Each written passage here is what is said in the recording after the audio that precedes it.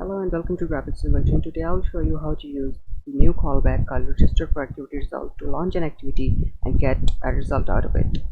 So let's begin. First I'll use the new feature called view binding to get the instance of my views. Layout, this is optional, it's not necessary. Next we will set up the layout.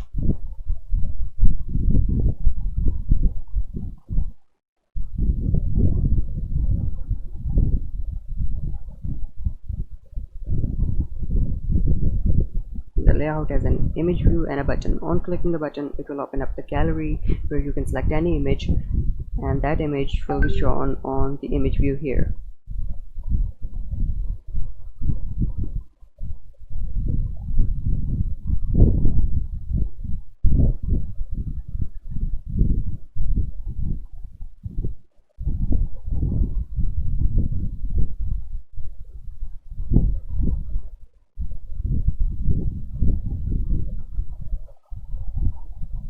Let's start coding.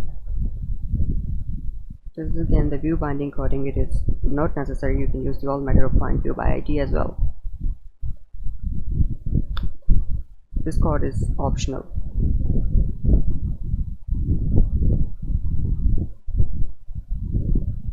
And this is where the actual coding begins. First we have to register the activity which we have to launch in order to get a result. So we'll register it like this: private val. We'll create a variable registerForActivityResult and we'll get an input of the activity that we have to launch. In this case we'll launch the activity get content because we have to select an image and we want its URI.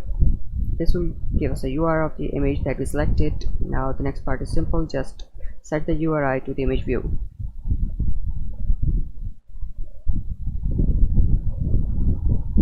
The main activity, when the button is clicked, we want to launch the activity.